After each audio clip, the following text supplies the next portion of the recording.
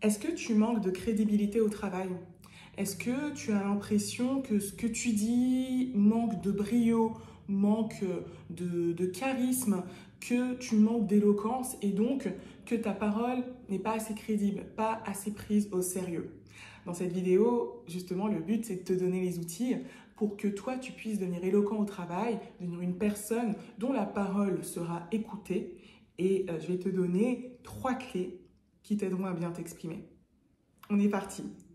Et je te souhaite la bienvenue à l'école d'expression. Bienvenue ou bon retour. Je suis Jennifer Teleb, je suis la directrice de l'école d'expression. Notre mission, c'est de former les ambitieux à bien s'exprimer à l'oral et à l'écrit. Le but, c'est encore une fois d'être à l'aise, de pouvoir bien défendre ses idées, de pouvoir être écouté, compris et enfin d'accéder aux opportunités, notamment professionnelles, qu'on mérite tous, mais qui sont peut-être un peu en danger à cause de nos difficultés d'expression quand on en a.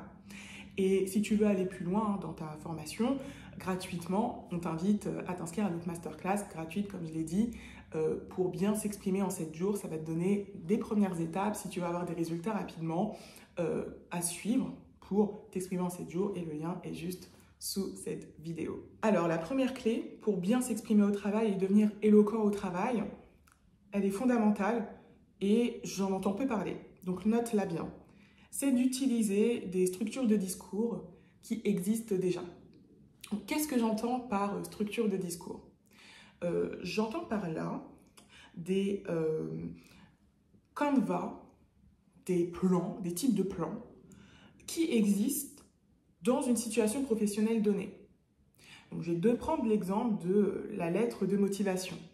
La lettre de motivation, il y a différents types de structures, de plans en fait, pour qu'elle soit bien présentée. Donc moi, je vais te donner un type de plan et je vais tout à l'heure t'analyser un exemple de lettre de motivation qui est plutôt d'une qualité médiocre. Donc une lettre de motivation pourrait commencer par un petit paragraphe d'introduction pour te présenter toi et le poste auquel tu postules, dans quelle entreprise, voilà un paragraphe introductif. Et ensuite, elle pourrait suivre la structure du moi, nous, vous. Donc le moi, tu vas présenter pourquoi tu es le candidat idéal en mettant peut-être en avant quelques-unes de tes qualités. Hard skills ou soft skills, donc compétences ou savoir-être.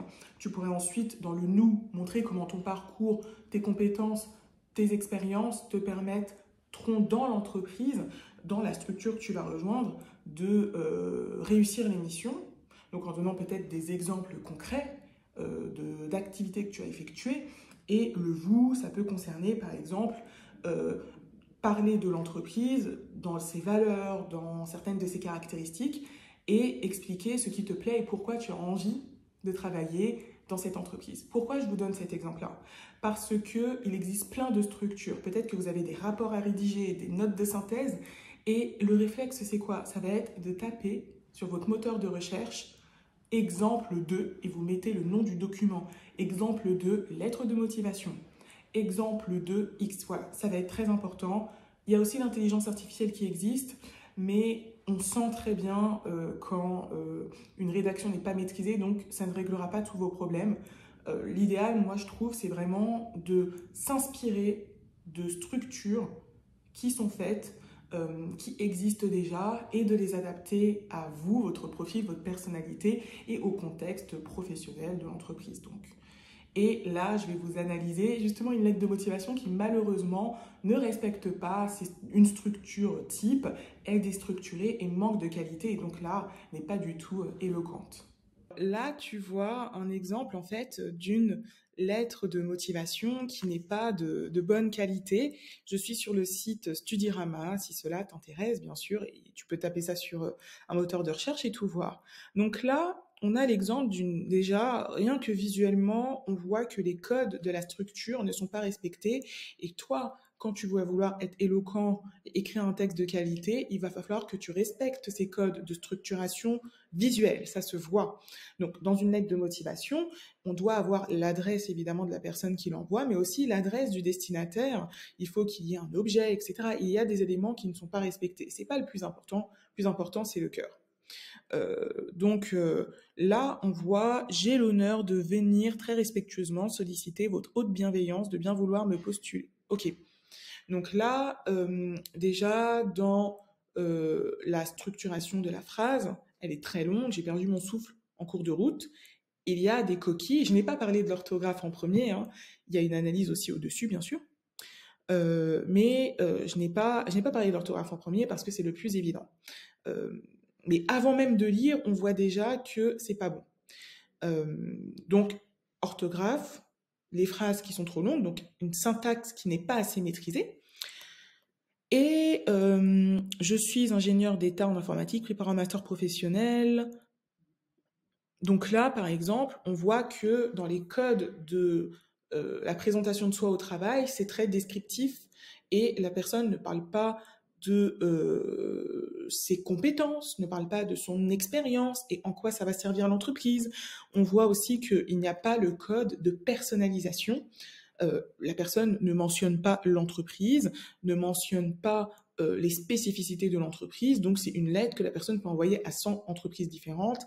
Et évidemment, personne ne veut de ça côté recruteur-employeur. Donc, vous voyez que là, il n'y a aucun code en fait qui est respecté. Et que sans même lire, je pense que la plupart des DRH ne prendraient peut-être même pas le temps de lire parce qu'on voit déjà que en même pas 10 secondes, les codes ne sont pas là. Et donc là, vous voyez bien que même si à l'intérieur, il y avait peut-être des pépites, il n'y a pas la structure de base. Ça manque clairement d'éloquence. La deuxième clé pour bien s'exprimer au travail, pour gagner en éloquence, c'est de choisir le niveau de langue qui va être adapté. Alors là, c'est important. C'est important parce que le niveau de langue attendu au travail va être plus professionnel et plus soutenu. Pas besoin d'être dans l'extrêmement soutenu, mais un peu plus soutenu et soigné que dans la vie au quotidien. Ce n'est pas une hiérarchie des niveaux de langue, mais c'est tout simplement qu'au travail, on attend une certaine posture professionnelle de votre part. Et cette posture-là, on s'attend à ce qu'elle s'exprime à travers votre façon de communiquer. Et donc, on va juger votre posture professionnelle, malheureusement, à travers votre langage. Parfois, c'est injuste, hein, ce type de jugement, mais vous devez en prendre conscience. Donc, concrètement, qu'est-ce que ça signifie? La première chose, c'est votre syntaxe. Alors, la syntaxe, c'est comment vous construisez vos phrases. Et il faut que votre syntaxe soit grammaticalement correcte. Donc, je vais vous donner un exemple. Vous ne pouvez pas commencer une phrase en disant « pas d'accord ». Une phrase, c'est SVC, sujet, verbe, complément. Et donc, même à l'oral, quand vous balancez des petites phrases comme ça, au travail, dites-vous, est-ce que j'ai tendance à construire mes phrases, de dire tout simplement « je ne suis pas d'accord » ou pas « pas d'accord ». Ça va déjà vous indiquer, en fait, est-ce que cet élément est maîtrisé.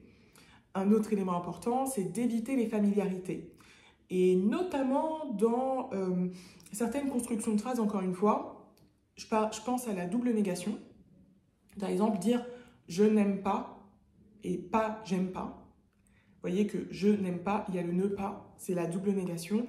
Et c'est la syntaxe correcte en français, en tout cas c'est une règle de correction en français. Et un autre élément, ça va être d'éviter toutes les interjections, toutes les expressions de langage familier, ouais, oh, voilà, de les remplacer par des expressions un peu plus soutenues, formelles. Voilà. J'aime bien poser cette question-là, même si elle peut être un peu cliché. Est-ce que tu dirais cela devant, je sais pas, un dignitaire, la reine d'Angleterre, le roi d'Angleterre, parce que paix à son âme, elle est morte, le président de la République, bon après, vu le contexte politique, peut-être que vous avez voulu en parler familièrement à Emmanuel Macron, je ne vous en voudrais pas, bref. Donc, c'est tout simplement pour vous expliquer que les familiarités, surtout avec vos supérieurs hiérarchiques, sont à limiter.